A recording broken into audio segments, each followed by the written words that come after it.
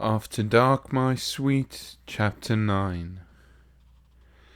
I waited there at the house until around midnight. Then I went out to the garage, stretched out on the bed and waited.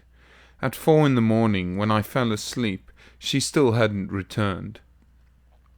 It was almost noon when I awakened, and I was conscious of someone being in the room with me. I lay still, keeping my eyes slit, and looking out from beneath the lids.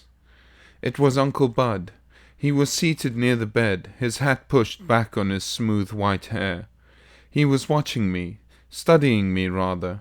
There was a thoughtful, calculating look on his too friendly face, and I felt that I knew what he was thinking as well as he did.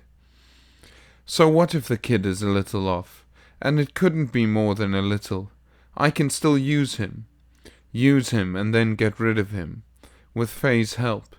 Because the way she feels about the kid now, she'd be even more anxious to wash him up than I am. I waked up. I opened my eyes, I mean. I looked surprised, and Uncle Bud apologized for walking in on me. He'd just that moment come in, he said, and I told him, sure, it was okay. I went into the bathroom and washed. When I came out, he had that warm smile turned on. The friendliness and sympathy stuck right out at me.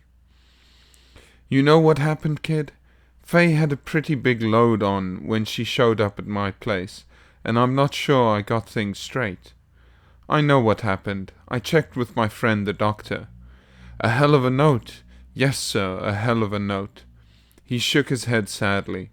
2 people hitting it off like you were, and then a thing like this has to happen. But she'll snap out of it, kid.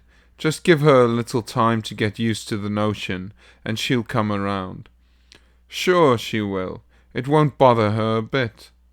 Well, he glanced at me sharply. Well, no, of course it won't. But we better not rush it, her kid. We better wait for her to lead. And speaking of that, you just take it easy here, and I'll bring you some breakfast. Uncle Bud went over to the house and fixed me a tray, bacon and eggs and a big pot of coffee. Faye was really knocked out, he said, so sick and hung over she could hardly stand up.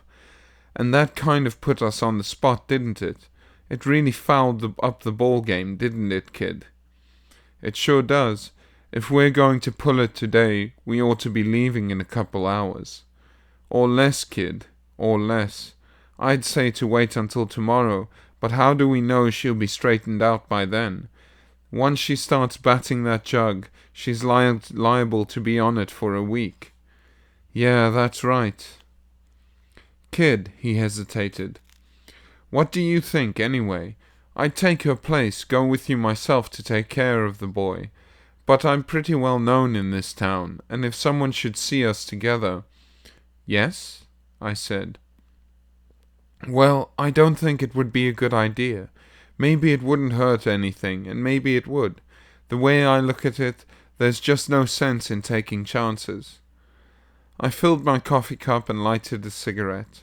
He waited, kind of fidgeting, wanting me to grab the ball and carry it. And I let him go right on waiting.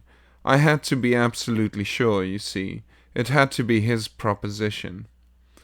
Well, he said at last. What do you say, kid? What do you think? Me, now, I think you can swing it fine. You can do it just as well by yourself as you could with Faye. I took a swallow of coffee, hesitating, pretending to think it over. I screwed up my face thoughtfully and slowly drained the cup. He watched every move. He leaned back in his chair, one arm thrown over the back, trying to appear easy and unanxious, but feeling so much the other way he just couldn't put it across. Faye had called the turn on him all right. He was stupid and cheap. A little squeezing, and it cropped out all over him. It oozed out of him like sweat. Well, I said, I'm pretty dumb myself, but if you think— Yeah, kid? If you think it'll be all right, why— Okay. Swell. That's swell. He jumped up, beaming.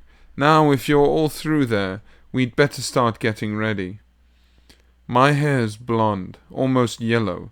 Maybe I told you that. Well, anyway, it is. It was. And the real chauffeur's hair was black. So that's where the dye touch-up came in. I shaved, shaving extra close. When I was through, Uncle Bud took the razor and shaved my neck. He stood back and looked me over.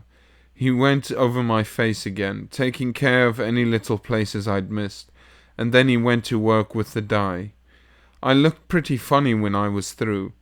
The sides and back of my hair black, and to the top of it yellow. The outside sun glasses covered my lashes and brows, so we let them go. I put on the uniform, everything including the cap, glasses, and gloves.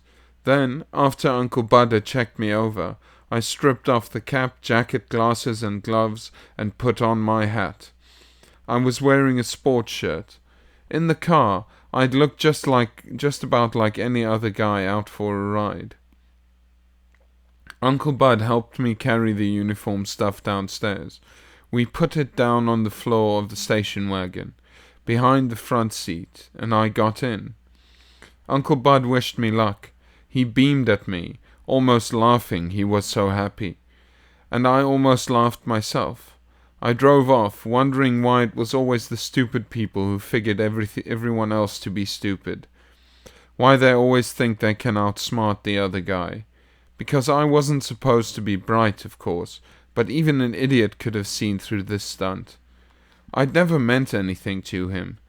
Now that I didn't mean anything to Faye either, and since I'd practically told him how he could cash it in and play it absolutely safe. Well, you see what he was going to do, what they were going to do. And it looked like a very sweet setup for them. Everything seemed to fit together perfectly. They could even use Doc Goldman to back up their story. Faye had felt sorry for me and given me a job. Then, when Doc had told her about my background, she'd fired me, giving me until the following day, Monday, to clear out. She'd slept late that day, this day, and when she waked up she found that I'd stolen her car. She hadn't known quite what to do, being so innocent and unworldly, you know, so she'd called Uncle Bud, and he remembered I'd done some talking about the Van der Venter boy. He hadn't thought anything of it at the time, just supposed it was some wild talk. But if I was an escaped lunatic and a car thief, well, maybe I didn't have it figured exactly right, but it was close enough. I was due to get killed. Uncle Bud was due, or thought he was, to be a hero. Knowing what I did, I couldn't say why I was going ahead. Somehow, I didn't really think about the why of it.